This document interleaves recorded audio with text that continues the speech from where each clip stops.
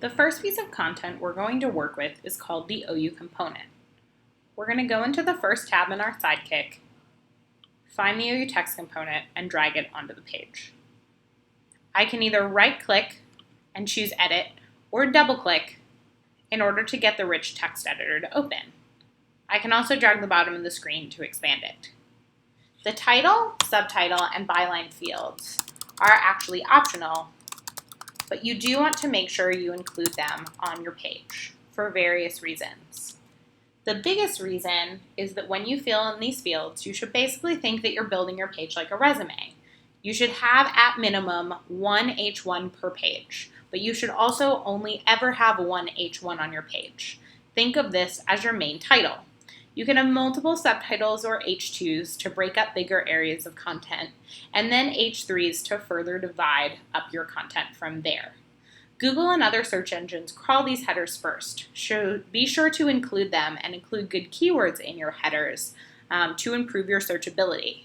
This also helps with page usability because by using headers, I can easily look through your page to sort through the information by topic and read what is most relevant to me.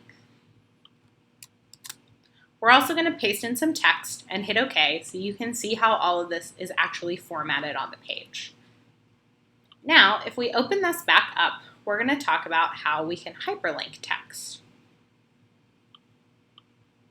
Just as a side note, if you hit Shift-Enter, it's going to give you a line-to-line break, and a full stop is going to give you a full paragraph break. We want to make sure when we hyperlink our text that we're actually letting people know what they're clicking on. So you should always link more than just the words click here or read more. Tell me what I'm reading more about. So in this case, I'm going to say learn more about Gina Petrocelli. And I'm going to link this to my bio page. Once I've typed in what I want my hyperlink text to be, I'm going to highlight it and click the hyperlink field. We're going to hit the search because I know that this is actually a link inside the CMS. And by searching for it, rather than just pasting in the full URL, this is going to help that if I ever move this page to a new location, this hyperlink will actually update. Know that this always takes a second to open because it is trying to load all of the different pages inside the CMS. We can also just copy and paste a URL, so if I'm trying to link to Google or another outside website page, I could just paste that URL here. And if I'm linking to anything outside my own site, I'm going to check the box open in a new window. Now I'm going to dig down and actually find my page.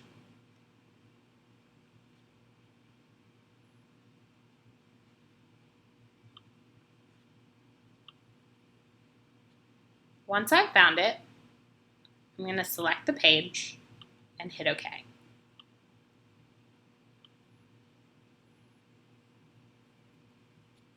You can also hyperlink text to an email. Make sure you are actually linking to an email address, so I know when I select that link, it's going to likely open up a mail program. I'm going to highlight the email, click hyperlink, and type in mail2: and then the email address with no spaces. This you can choose to open in a new window or not. Likely most people's mail programs will open when they select an email link. Lastly, if you are linking to a document, again, make sure that it actually tells you what the document is. So I might call this Sooner Saturday registration.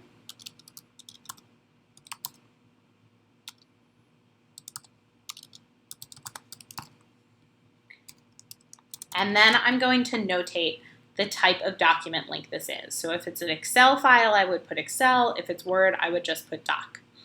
I'm going to highlight that and click the hyperlink field. And I can find my document one of two ways. I can use the local digital asset search here. The third tab in is Documents. And I could search for my document here. And then once I found my document, I'm just going to drag and drop it here. These you can choose to open in a new window because we've notated that it's a PDF or a different type of document. The other way that I can find my documents in a pinch if I can't find them in the digital asset search is by clicking on the hyperlink field and using the search option. One of the very last folders inside the list of site options is actually the digital asset manager. And so I could navigate down to my folder for my site, find my document, and then choose that particular document as well. The digital asset search is a lot faster though. Now let's hit OK. And we can see that I've got my various hyperlink texts, which I can hover over and see at the bottom left what I'm actually hyperlinking to. The CMS saves everything you do automatically, so you don't have to worry about hitting a save button. Now let's say you want to edit this content later. That's really easy. All you have to do is right-click and hit edit again to come back into it. And you can also choose to delete. I'm not going to delete this component right now, but if I hit yes, that would automatically delete this component. We'll go over copying and pasting and moving components later on in our training videos.